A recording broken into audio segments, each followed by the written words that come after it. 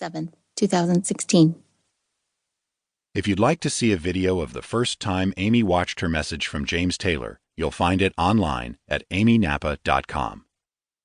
James Taylor is an international music legend and author of timeless hit songs like Fire and Rain, Carolina in My Mind, You've Got a Friend, and Song for You Far Away. Mr. Taylor has sold more than 100 million albums and won 5 Grammy Awards. And he's just a good guy, so, he's got that going for him. Prelude. She dies at the end. I think you should know that up front, so you are prepared, so you know what you're getting into. I was tempted not to tell you, to keep it a mystery. After all, when we lived this moment, we didn't know at first whether she would survive or die. Why should it be any different for you? But I've learned from my experience that it's hard to watch death creeping towards someone you love, not knowing whether it's just peeking or planning to walk in and stay a while. And I think you are going to love my wife, so I wanted to give you fair warning. Our girl dies in the end. I should also tell you why we call Amy our girl, because you'll see that quite a bit in this book. Early in our marriage, I used to call Amy my best girl, and somewhere along the decades it got shortened to just my girl.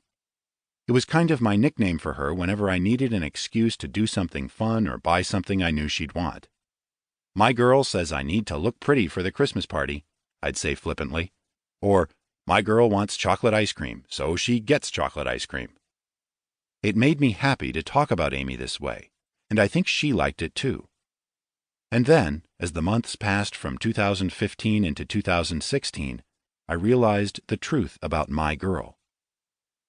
Turns out, she belonged to more people than I could have imagined. She'd filled the hearts and lives of so many people that one day during chemotherapy, I finally understood she was not just my girl. To hundreds and hundreds of caring friends and coworkers, and even to people she barely knew, she was our girl. And she still is. So this book is about what happened to our girl, as it happened, after Amy was unexpectedly diagnosed with stage 4B uterine cancer. I didn't know I was writing this book when I wrote it. I thought I was just keeping a few friends and family members up to date on Amy's medical situation and her occasional Disney obsession. See, a few days before her first surgery, Amy was stressed about keeping our family and a few close friends updated on her condition. So I said, I'll take care of it. That was my husband code for, don't worry your pretty little head about it. You just concentrate on fighting this deadly cancer. To make sure she wouldn't worry, that night I started a secret Facebook group called Amy Makes Me Smile. Yes, our girl always spelled her name with an exclamation point, and yes, it fit her well. I put about 20 people in the group and informed Amy I'd just tell everyone the truth about whatever happened, and we'd all find our way through it somehow. What I didn't realize was that there were a lot more than 20 people who loved Amy and wanted to walk beside her through this whole cancer journey. More of her friends asked to be added to the group, then more, and then so many I lost count of them all. And then they started copying my updates and sending them out to all their friends too. No, I guess they didn't understand what the word secret means in Facebook secret group.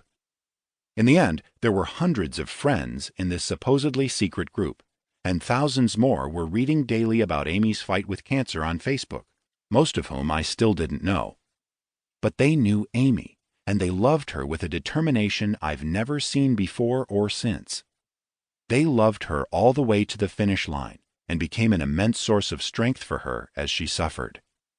Yeah, those people are pretty cool. And so, that's what the bulk of this book is. Updates from Amy Makes Me Smile on Facebook, along with a few letters from Amy's journal, which I've added at the end.